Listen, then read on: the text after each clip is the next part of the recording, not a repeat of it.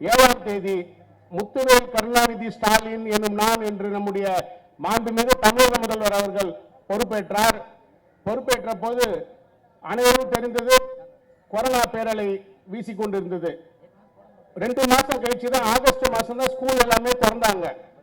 ஸ்கூல்லாம் திறக்கும் போது பள்ளி கல்வித்துறை அதிகாரிகள் நம்முடைய முதலமைச்சர் கிட்ட ஒரு செய்தியை தயங்கி சொல்லணும்னு போய் நிற்கிறாங்க.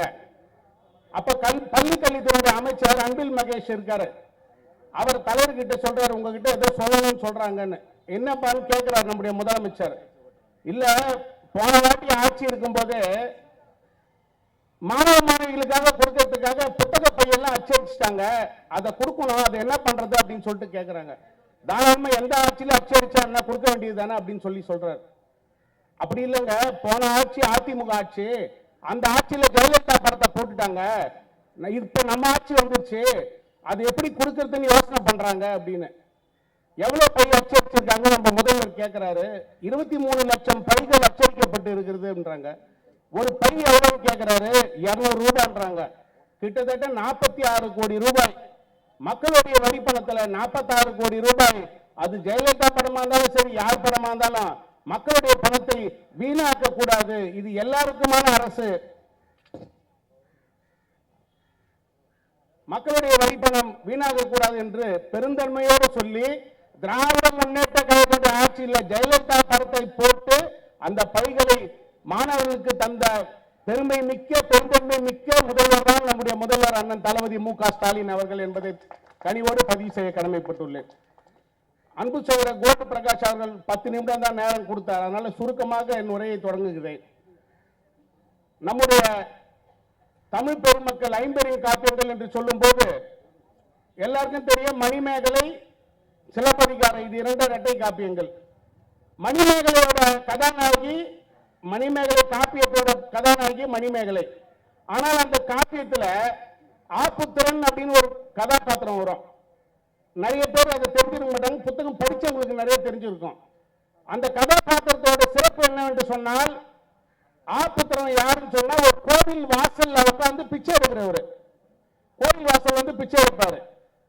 பிச்சை எடுத்து அந்த ஊர்ல உடம்பு முடியாம சாப்பிட முடியாம இருக்காங்க பாருங்க, அவங்களுக்கு எல்லாம் கொண்டு போய் கொடுப்பாரு. கோவிலுக்கு நிறைய பேர் வரல, பிச்சை போட முடியலன்னு சொன்னா பக்கத்தில் இருக்கிற ஊருக்கெல்லாம் போய் பிச்சை எடுத்து வந்து யார் யாரெல்லாம் பசியா இருக்காங்களோ அவங்களுக்கு எல்லாம் போய் அந்த சாப்பாடு கொடுப்பார். உடம்பு சரியில்லாதவங்க, உடம்பு முடியாம அன்னைக்கு பிச்சை எடுக்க போக முடியாத பிச்சைக்காரர்கள், இல்ல எல்லா வீட்லயும் வயசானவங்களா இருக்காங்க பாருங்க, அவங்களுக்கு எல்லாம் போய் சாப்பாடு கொடுப்பார். இது 1 நாள் 2 நாள் இல்ல, ஆண்டு கணக்கில் அவர் செஞ்சுக்கினே இருக்காரு. அந்த கோவில் இருக்கிற தெய்வம், அந்த மணிமேகலை புத்தகத்தில் குறிப்பிட்டிருக்க அந்த தெய்வத்தோட பேர் சிந்தாதேவி தெய்வம்னு. அந்த தெய்வம் அவர் முன்னாடி தோன்றி நானும் பார்த்துக்கினே இருக்கிறேன். வருஷ கணக்கில் நீ பாட்டுக்கு உனக்கே சாப்பாடு இல்லைனா கூட பரவாயில்ல, வயசானவங்க முடியாதவங்க எல்லாம் போய் நீ சாப்பாடு கொண்டு போய் தரிய, உனக்கு என்ன வேணும் கேளு அப்படின்னு சொல்லிட்டு அந்த கடவுள் கேட்குது. கேட்கும் போது ஆபுத்திரன் சொல்றாரு, எனக்கு எதுவுமே வேணாம், பசியோட ஒரே ஒரு மனிதனும் கூட தூங்கக்கூடாது, அதுக்கு ஏதாவது ஒரு வழி பண்ணு அப்படின்னு சொல்லி சொல்றாங்க. இப்ப நம்ம ஆளுங்க எல்லாம் இப்ப மே மாசமான அட்சய திருதி வந்துருச்சுன்னு சொல்லிட்டு நகை வாங்க போறாங்கல்ல, அதுக்கு ஒரு மூல காரணமாக இருந்தது அட்சய பாத்திரம். அப்ப அந்த கடவுள் அட்சய பாத்திரத்தை என்ன எடுத்தாலும் குறையாது. அந்த அட்சய பாத்திரத்தோட பெருமை, அந்த அட்சய பாத்திரத்தை ஆபுத்திரங்கிட்ட கொடுத்து உனக்கு எவ்வளவு வேணுமோ எவ்வளவு பேர் வேணுமோ நீ சாப்பாடு போடு அப்படின்னு சொல்லி சொல்றாங்க. ஆபுத்திரன் அவரோட வயதான காலம் வரை எல்லாருக்கும் சாப்பாடு போட்டுட்டு கடைசியா கடவுள்கிட்ட வேண்டிட்டு அன்றைக்கு தமிழ்நாட்டில் இருந்த மணிப்பல்லவ தீவில் இருந்த ஒரு நதியில் அந்த பாத்திரத்தை விடும்போது சொல்றாரு, என்னை போல தர்ம சிந்தனை உள்ளவங்க யார்கிட்டயாவது இந்த பாத்திரம் கிடைக்கணும் அப்படின்னு சொல்லி விடுறாரு. அதுதான் பின்னாளில் மணிமேகலை கையில் கிடைத்த அட்சய பாத்திரம். ஆனால் அந்த பாத்திரம் காலம் 200 வருஷத்துக்கு முன்னாடி பசிப்பின்னியை மணிமேகலை கையில் போக்கியதுக்கு பிறகு எல்லாருக்கும் தெரிந்த நம்முடைய வடலூர் வள்ளலார் பெருமான் அவர்களுடைய இடத்துல காலம் ஒப்படைக்கிறது. அன்னைக்கு 200 வருஷத்துக்கு முன்னாடி வடலூர்ல அவர் பத்த வச்ச நெருப்பு இன்றைக்கு வரைக்கும் எல்லா மக்களுடைய பசிப்பினியை போக்கிக் கொண்டிருக்கிறது என்பதெல்லாம் நம்ம எல்லாருக்கும் தெரியும். 200 வருஷத்துக்கு முன்னாடி, 100 வருஷத்துக்கு முன்னாடி நீதி கட்சி தமிழகத்தினுடைய ஆட்சியை பிடிக்கும் போது சென்னை மாகாணத்தில் உள்ள பள்ளி தான், இன்னைக்கு நம்ம சென்னை மாநகராட்சி இருக்குல்ல, அதுக்கு உட்பட்ட சென்னை மாகாணத்தில் இருந்த பள்ளிகளுக்கு நீதி கட்சிகளோட தலைவராக இருந்த sir P T. Thyagarayar, T M. Nair போன்றவங்க பசங்க மதிய உணவு சாப்பிட்டா தான் நல்லா படிப்பாங்க சொல்லிட்டு சென்னையில் இருக்கிற பசங்களுக்கு மட்டும் மதிய உணவை 1915 100 வருஷத்துக்கு முன்னாடி கொடுத்தாங்க. அதற்கு பிறகு தந்தை பெரியார் அவர்கள் 1954 இடைத்தேர்தலில் காமராஜர் குடியாத்தத்தில் நிற்கிறார். தந்தை பெரியார் சொன்னார், நம்முடைய தமிழ் மகன் நிற்கிறாரு, அவருக்காக பச்சை தமிழ் காமராஜருக்காக நீங்க எல்லாம் வாக்களிக்கணும்னு சொல்றாரு. நம்முடைய தந்தை பெரியார் அவர்கள் அவருடைய கோரிக்கைக்கு பிறகு பேரறிஞர் அண்ணா அவர்கள் சொல்றாரு, குணாலா புறப்பொழுந்து குடியாத்தம் வா சென்றுவா வென்றுவான்னு சொல்றாரு. காமராஜரும் ஜெயிச்சுட்டு வராரு.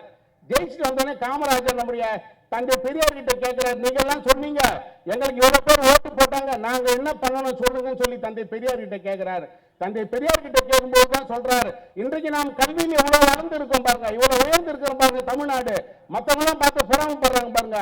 தந்தை பெரியார் பெருந்தலைவர் காமராஜர் அவர்கிட்ட சொல்றாரு, எங்க பிள்ளைங்க எல்லாம் போய் தூரமா போய் படிக்க முடியல, 3 கிலோமீட்டர் சுற்றளவுக்குள்ள ஒரு ஆரம்ப பள்ளினா 5ஆம் வகுப்பு வரை உள்ள பள்ளியை துவக்கணும், 8 கிலோமீட்டர் சுற்றளவுக்குள்ள 8ஆம் வகுப்பு வரை உள்ள ஒரு நடுநிலை பள்ளியை துவக்கணும்னு சொல்லிட்டு காமராஜர் கிட்ட கேட்கிறாரு. அது மட்டும் இல்ல, சென்னை மாகாணத்துல நீதி கட்சி ஆட்சி காலத்துல சாப்பாடு போட்டாங்க, நீயும் சாப்பாடு போட்டீங்கன்னா நம்மளோட பிள்ளைங்க எல்லாம் வந்து படிப்பாங்கன்னு சொல்லி தந்தை பெரியார் கேட்கிறார். கல்விக்கு வித்திட்டவர், கல்வி கண்ணை திறந்தவர் பெருந்தலைவர் காமராஜர் என்பது மறுக்க முடியாத உண்மை. ஆனால் அந்த திட்டத்தை செயல்படுத்த வேண்டும் என்று சொல்லியவர் நம்முடைய தந்தை பெரியார் அவர்கள் என்பதை பெருமையோடு தெரிவித்துக் கொள்கிறேன். காமராஜர் காலத்திலே மதிய உணவு தொடங்கப்பட்டது. அதற்கு பிறகு எம்ஜிஆர் அவர்கள் பேரை மட்டும் சத்துணவு என்று மாற்றினார். அதற்கு பிறகு நம்முடைய முத்தமிழர் டாக்டர் கலைஞர் அவர்கள் உண்மையான சத்துணவாக சத்துணவு வாழைப்பழம், முட்டை, கடல் எல்லாம் கொடுத்து குழந்தைகளை நல்ல வலுவுள்ளவர்களாக நல்ல சத்துணவை கொடுத்தார் என்பது வரலாற்று மறுக்க முடியாத உண்மை. இன்றைக்கு வரைக்கும் தமிழ்நாட்டில் சத்துணவு போயிட்டு இருக்கு. ஆனால் எதை இது ஒரு 2000 ஆண்டு வரலாற்றை நான் குறிப்பிட்டு சொல்கிறேன் என்று சொன்னால், அன்றையிலிருந்து இன்று வரை எல்லாருமே மதிய உணவு தான் கொடுத்தாங்க. உலகத்தில் உள்ள எந்த நாடா இருந்தாலும், ஆப்பிரிக்க கண்டத்தில் உள்ள பசி பட்டினியார் வாழ்கிற நாடாக இருந்தால் கூட எல்லா மாணவர்களுக்கும் மதிய உணவு மட்டும்தான் உண்டு. ஆனால் நம்முடைய முதல்வர் அவர்கள் சிந்தித்தார், காலை உணவை குழந்தைகளுக்கு கொடுக்கணும், காலை உணவை கொடுத்தாதான் அதுல உடல் ஆரோக்கியத்தோடு இருந்தால்தான் கல்வியிலே நாட்டம் செலுத்துவார்கள், கல்வியிலே நாட்டம் செலுத்தினால்தான் எதிர்கால தமிழகம் சிறந்து விலகும் என்று எண்ணி எடுத்த இடத்திலே 600 கோடி ரூபாயை காலை உணவு திட்டத்திற்காக, சிற்றுண்டி திட்டத்திற்காக வழங்கிய நம்முடைய முதல்வர், திராவிட மாடல் அரசின் முதல்வர் அண்ணன் தளபதி மு.க. ஸ்டாலின் அவர்கள். இது எதுக்கு சொல்றேன் அப்படின்னு சொன்னா, எல்லாருமே ஒரு திட்டத்தை கொண்டு வரும்போது இந்த திட்டத்தால எவ்வளவு பேர் பயன்பெறுவாங்க, எவ்வளவு பேர் நமக்கு ஓட்டு போடுவாங்க தான் நினைச்சு பார்ப்பாங்க. ஆனால் நம்முடைய முதல்வர் அவர்கள் கொண்டு வந்த இந்த திட்டத்தின் அடிப்படை குழந்தைகளோட வயசு என்னன்னு எண்ணி பாருங்க. 1ஆவதுல இருந்து 5ஆவது வரைக்கும் படிக்கிற பசங்க எவ்வளவு வயசு இருக்கும்? 1ஆவதுல இருந்துன்னா 5ஆவதுல இருந்து 5 வயசு முதல்ல 11 வயசு வரைக்கும் இருக்கும். அவங்கெல்லாம் ஓட்டு போடணும்னா கூட இன்னும் 10 வருஷம் ஆகும். ஆனால் வாக்கை மனதிலே வைக்காமல் அடுத்த தலைமுறை ஆரோக்கியத்தோடு வளர வேண்டும், சிறந்து படிக்க வேண்டும், தமிழகம் உலகத்தில் உள்ள அனைத்து கல்வி நிலையங்கள் எல்லா நாட்டோட போட்டி போடணும், இந்தியாவில் தனித்துவமான மாநிலமாக உயர வேண்டும் என்ற ஒரே எண்ணத்தோடு குழந்தைகளுக்கான காலை சிற்றுண்டவு திட்டத்தை துவக்கினார். அது மட்டுமல்ல அன்பு தோழர்களே, இவர் துவக்கின்ற பார்த்துதான் இந்தியாவில் உள்ள 14 மாநிலத்தில் இன்றைக்கு அந்த திட்டம் துவக்கப்பட்டிருக்கு என்று சொன்னால், இந்தியாவுக்கே வழிகாட்டியாக இருக்கின்ற ஒரே தலைவர் நம்முடைய திராவிட மாடல் முதல்வர் அண்ணன் தளபதி மு.க. ஸ்டாலின் அவர்கள் தான். இந்த திட்டத்தோட இன்னொரு சிறப்பு சொல்றேன் கேளுங்க. ஆசிய கண்டத்தில் உள்ள 5 நாடுகள், இந்தோனேஷியா, மாலத்தீவுகள் போன்ற நாடுகள், ஆப்பிரிக்க கண்டத்தில் ஒரு 4 நாடு, ஏன் குறிப்பிட்டு சொல்லணும்னு சொன்னா ஐரோப்பிய கண்டத்தில் உள்ள 3 நாடுகள், மொத்தம் 15 நாடு. இன்னும் ஒரு நாடு சொல்றேன், எல்லாரோட கனவு தேசமாக என்ன இருக்குன்னு சொன்னா, நம்ம அமெரிக்காவுக்கு போனோம், கனடாவுக்கு போகணும்னு நினைப்போம். ஆனால் அன்றைக்கு கனடாவோட பிரதமராக இருந்த ஜஸ்டின் ட்ரூ அவர்கள், இது நல்ல திட்டமா இருக்கு, நானும் இந்த திட்டத்தை எங்க தேசத்திலே பயன்படுத்துகிறேன், எங்கள் பிள்ளைகள் பயன்பெறட்டும் சொல்லிட்டு அந்த திட்டத்தை இங்கிருந்து எல்லாரும் கனடாக்கு போகணும்னு சொல்லி துடிக்கிற காலத்தில் தமிழ்நாட்டோட ஒரு திட்டம் உலகத்தினுடைய உச்சியிலே இருக்கின்ற கனடா வரை சென்று சேர்ந்திருக்கிறது என்று சொன்னால், அந்த திட்டத்துக்கு வித்திட்டவர் நம்முடைய திராவிட மாடல் அரசின் முதல்வர் அண்ணன் தளபதி மு.க. ஸ்டாலின் அவர்கள். அதே போலவே நம்முடைய முதல்வர் சொல்லும் போது, இந்த ஆட்சி எல்லோருக்குமான ஆட்சி, எல்லோருக்கும் எல்லாம் சொல்லுவாரு. எல்லோருக்கும் எல்லாம் சொல்லும் போது சாதாரணமா பார்க்கும்போது நமக்கு எல்லோருக்கும் எல்லாம் அப்படின்னா எதுவும் டக்குன்னு புரியாது. ஒரு சின்ன சின்ன குறிப்பை மட்டும் சொல்றேன். கொரோனா நேரத்தில் நிறைய வீட்டில் அப்பா இறந்துட்டாங்க, அம்மா இறந்துட்டாங்க. இல்ல நிறைய பேர் அப்பா அம்மா ஆக்சிடென்ட் எல்லாம் இறந்துட்டு இருப்பாங்க. நம்முடைய முதல்வர் அவர்கள் அந்த குழந்தைங்க யாரோட பராமரிப்பு இல்லைனாலும் இருக்கும். ஒண்ணு அனாதை ஹாஸ்டல்ல இருக்கும், இல்ல பெரியப்பா சித்தப்பா வளர்ப்பாங்க, தாத்தா பாட்டி யாராவது வளர்ப்பாங்க. ஆனால் உங்களுக்கு நான் தாயுமானவன் தந்தையுமானவன் என்று சொல்லி அந்த குழந்தைகளெல்லாம் மாசம் மாசம் 2000 ரூபாய் தருகின்ற ஒரு நல்ல அரசு தான் நம்முடைய திராவிட மாடல் அரசு என்பதை நான் உங்களிடையே பதிவு செய்ய கடமைப்பட்டுள்ளேன். அதே போலவே எல்லாருக்கும் தெரியும், கை கால் ஊனமா இருக்கவங்க எல்லாம் ஒரு 4 வருஷம் 5 வருஷத்துக்கு முன்னாடி அவங்க எல்லாம் நம்ம என்னெல்லாம் பேர் சொல்லி அழைப்போன்னு, அவங்க எல்லாம் மனம் புண்படாத அளவுக்கு மாற்றுத்திறனாளிகள் சொல்லி அன்போடு அழைக்கின்ற நம்முடைய தலைவர் அவர்கள் இப்ப உங்களுக்கு எல்லாம் தெரியும், ஒரு உள்ளாட்சி எலெக்ஷன், ஒரு கவுன்சில் எலெக்ஷன்னா கூட எவ்வளவு செலவு பண்ணா ஜெயிக்க முடியும், வீடு வீடா ஏறி இறங்கணும், ஒரு கட்சியில் நிற்கணும், சுயேட்சை நின்னா எவ்வளவு செலவு பண்ணணும் அப்படின்னு தெரியும் உங்களுக்கு. ஆனால் மாற்றுத்திறனாளிகள் என்று கூறப்படுகின்ற அவர்கள் கூட அவர்களுடைய கோரிக்கைகளை சபையில போய் சொல்லணும். அவர்களுக்கும் உரிமை உண்டு, இந்த நாட்டில் அவங்களுடைய கருத்தெல்லாம் சொல்லலாம். அவங்கள்ட்ட பண வசதி இல்லை, தேர்தலில் போட்டி போட முடியாது, நிற்க முடியாது, ஜெயிக்க முடியாது அப்படின்னு நினைச்ச நம்முடைய முதல்வர் அவர்கள் சென்ற பிப்ரவரி மார்ச் மாசம் நடந்த சட்டமன்ற கூட்டத்தொடர்ல அவங்களுக்காக ஒரு திட்டத்தை கொண்டு வந்தார். என்ன திட்டம்? உள்ளாட்சி மன்றம் இருக்கு பாருங்க. இப்ப நம்ம கண்டோன்மெண்ட்ல மட்டும் எலெக்ஷன் நடக்கல, அதனால இல்ல. சென்னை மாநகராட்சியில் இருக்கு பாருங்க. சென்னை மாநகராட்சியில 200 கவுன்சிலர் இருக்காங்க. ஆனால் மாற்றுத்திறனாளி உடல் ஊனமுற்ற ஒருத்தர் தேர்தலே போட்டி போடாம நீ மன்றத்துக்கு மெம்பரா போய் அங்கிருந்து உன்னுடைய கோரிக்கையை சொல்லுன்னு சொல்லி சென்னை மாநகராட்சி மட்டும் இல்லை, தமிழ்நாட்டில் இருக்கிற 12673 கிராம பஞ்சாயத்திலையும் ஒவ்வொரு மெம்பர், ஒவ்வொரு நகராட்சி, ஒவ்வொரு மாநகராட்சியிலும் ஒவ்வொரு உறுப்பினராக அவர்களும் இந்த சமூகத்துக்கு தங்களுடைய கருத்துக்களை பதிவு செய்யலாம், சமூகத்திலே அந்தஸ்தோடு வாழலாம் என்கிற ஒரு தகுதியினை ஏற்படுத்தி கொடுத்தவர் நம்முடைய திராவிட மாடல் அரசின் முதல்வர் அண்ணன் தளபதி மு.க. ஸ்டாலின் அவர்கள். அது போலவே வந்திருக்கவங்க எல்லாருக்குமே தெரியும், நீண்ட காலமாக தாழ்த்தப்பட்ட மக்கள் வசிக்கின்ற பகுதியை காலனின்னு சொல்லி எவ்வளவு கொச்சப்படுத்துவாங்க, எப்படிலாம் பண்ணுவாங்க.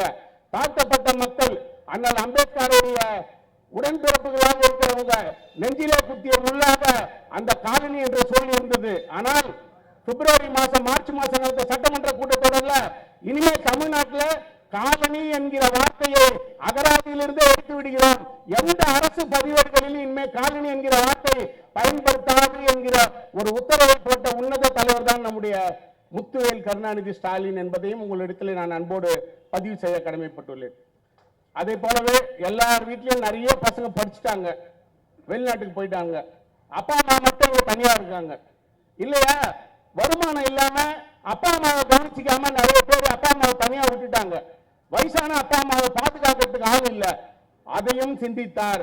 வயசான அப்பா அம்மாலாம், வயசான பெரியவங்கலாம், அந்த மாதிரி பிள்ளைகளால கைவிடப்பட்டவங்கலாம் யாரும் அனாதை கிடையாது, உங்க எல்லாருக்கும் நான் இருக்கிறேன்னு சொல்லி ஒவ்வொரு மாவட்டத்திலையும் அன்பு சோலை இல்லம் வீடு கட்டுறதுக்கு, விடுதிகள் கட்டுறதுக்காக ஒவ்வொரு மாவட்டத்துக்கும் 50 கோடி ரூபாயை ஒதுக்கி உங்களுக்காக உங்க பிள்ளைகள்லாம் உங்களை பார்த்துக்கிறாங்களோ இல்லையோ, உங்களுக்கு பிள்ளையாக இருந்து இந்த அரசு உங்களை பார்த்துக் கொள்ளும் என்று சொல்லி ஒவ்வொரு மாவட்டத்திலையும் அன்பு சோலை இல்லத்தை உருவாக்கிய நம்முடைய திராவிட மாடல் அரசர் அண்ணன் தளபதி மு.க. ஸ்டாலின் அவர்கள்.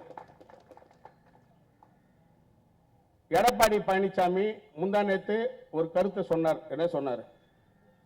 அதாவது எவ்வளவுதான் சிறப்பா ஆட்சி பண்ணாலும் எங்கேயோ ஒருத்தர் ஒரு அதிகாரிகள் சிறு தவறு எதனோ நடக்கும்.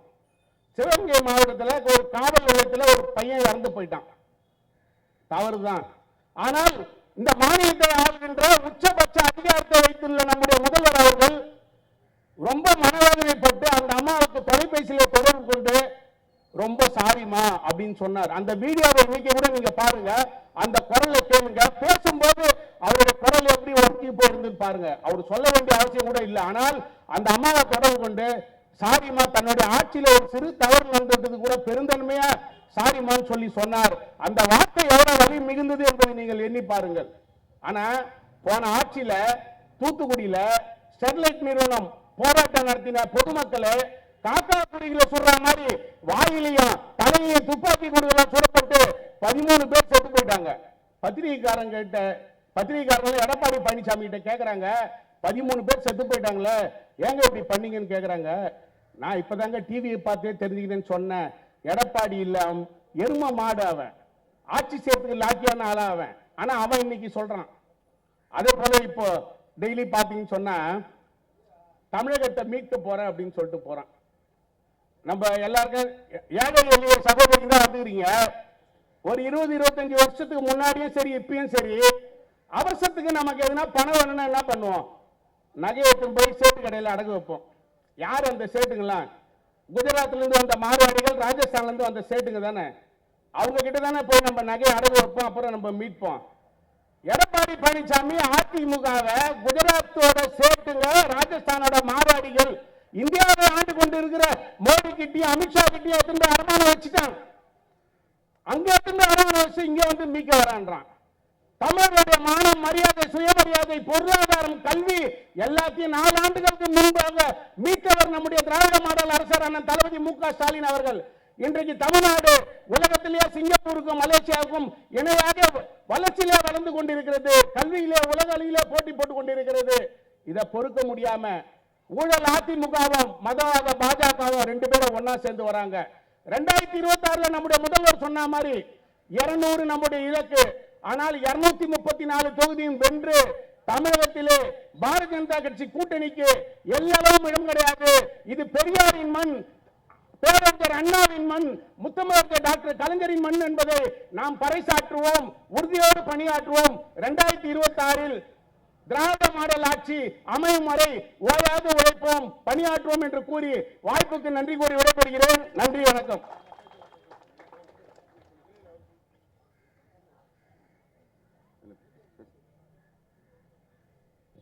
அடுத்ததாக